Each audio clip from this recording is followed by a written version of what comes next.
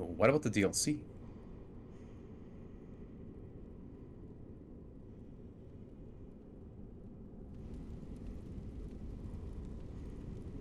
It's time.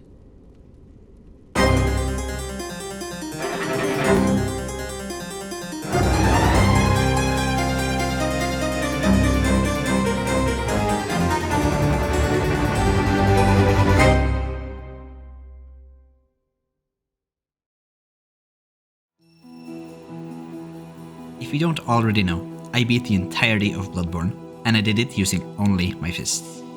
After playing on and off for over a year, I finally did it, and I posted my story here on YouTube. Did I just...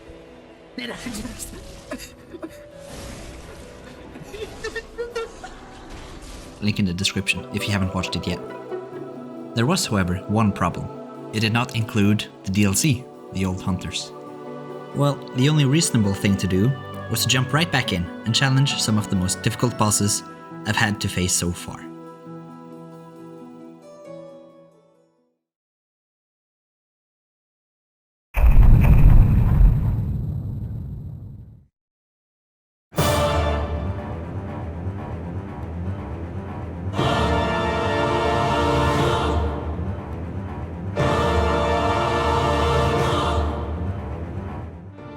Ludwig the Holy Blade.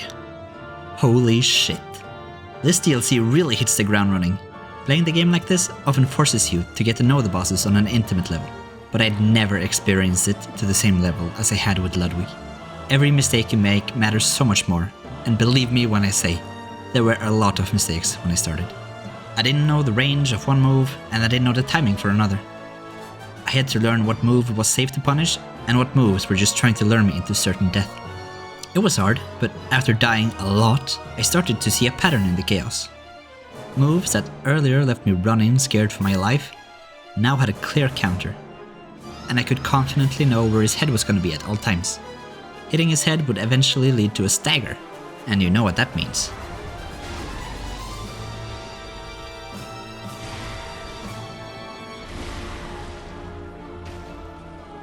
There was, however, a problem. When this guy reaches the halfway point, he picks up a sword and becomes a completely different boss fight.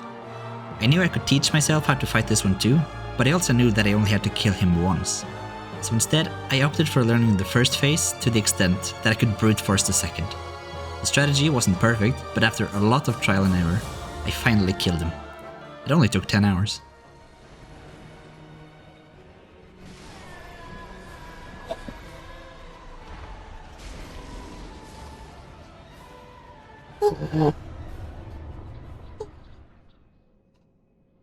Holy shit.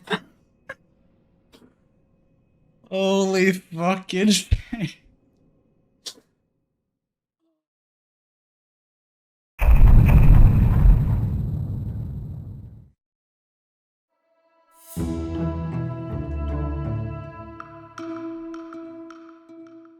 Living Failures is a fight that was added just because having 5 bosses sound nicer than having 4. At least that's what it feels like. The fight is really simple, and that fact does not change much in fists only. It consists of running around dodging projectiles, and since they are humanoid, that also means it's Backstab City. The biggest problem is trying to isolate one, so you have time to fully charge an attack. But after a few minutes of the hit and run strategy, they all collectively decide to pray for a meteor storm. And that's the biggest blessing in disguise I've ever seen. Since they all stop moving, I can easily sneak up around and knock one down. And the fact that visceral attacks also give you invulnerability frames also conveniently makes this a great way to dodge the move. In some cases, you can even get 2 backstabs in before they start moving again, which speeds up the rest of the fight considerably.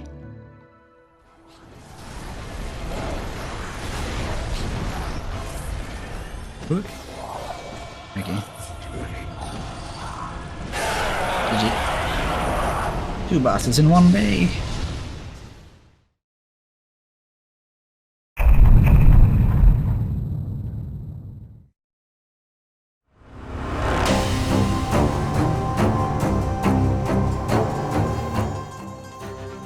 If fighting Ludwig is a slow and methodical chess match, where you figure out every single move your opponent makes, then fighting Maria is a quick game of tag, where thinking on your feet and acting on instincts is what keeps you alive. Even though she's one of the smallest enemies in the game, her ability to always stay on your heel, chasing you down or otherwise take you out from long range, makes her one hell of a cool opponent to face. This is even more obvious in her second and third stage, which gives her blood and fire upgrades respectively. Being humanoid, she is susceptible to backstabs, but that does not mean it's a trivial fight. Far from it. Only a select few of her moves leaves her back exposed, and she is almost always quick enough to step away from it, if you're not there as soon as the opportunity presents itself. This fight is all about speed, and though it was a close fight, in the end, I came out victorious. No!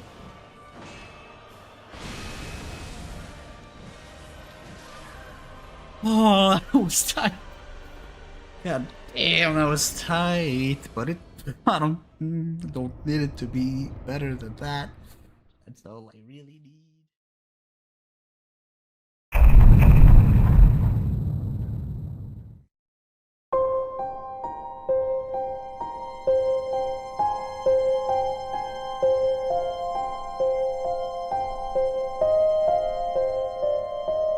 Orphan of Cause is a masterpiece in boss design, and is considered to be the very best boss that the Soulsborne genre has to offer by a lot of people. He has some really heavy hitters that are well telegraphed, and openings that are pretty easy to take advantage of, but the second you start to hesitate in your movement, he has the upper hand. This is even more true in his second phase, where he evolves and increases his speed, range, and has a number of moves that can take you out from long range. He is really intense, but also predictable and weak to backstabs. This was my game plan, as I started looking for when and where I could get a knockdown. Something that really helped me out in this fight was the Blood Rapture rune, which restores health from visceral attacks. For some reason, you get 4 times as much health back during the first phase, so I ended up relying on that for my healing and saved as many blood vials as possible for later. The cycle of running around him and going for backstabs continued, and eventually it was enough to give me a nice, clean kill.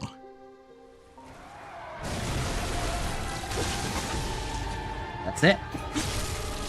That's it.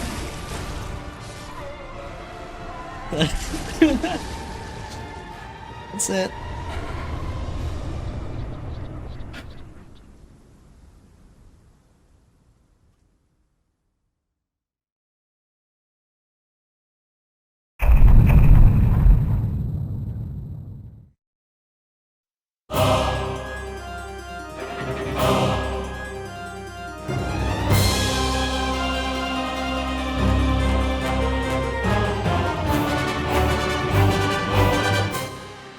After defeating Orphan of Cause, I had technically beaten the DLC.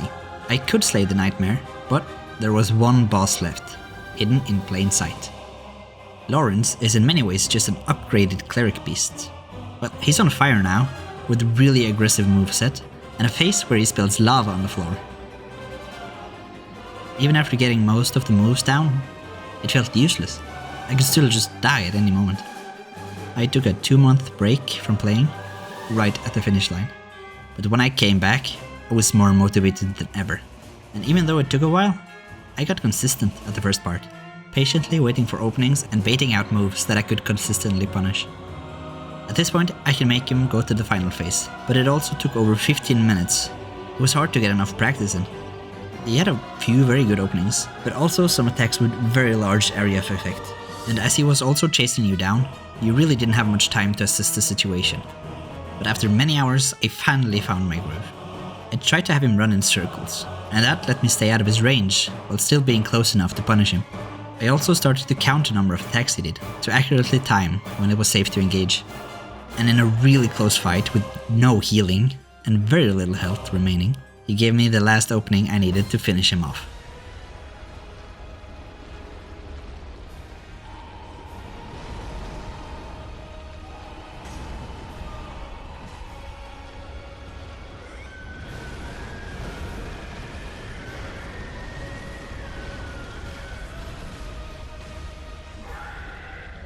Let's go! Let's go! Let's go!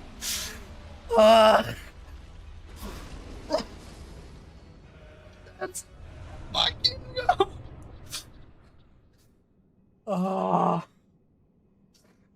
I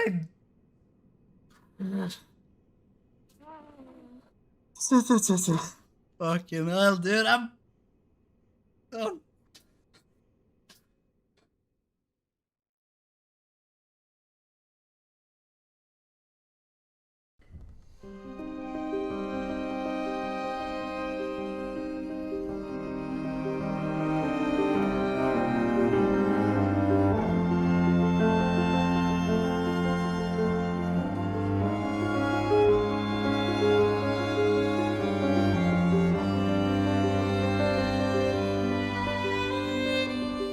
With over 100 hours, I could say truthfully this time that I had defeated every single boss in Bloodborne, including the DLC.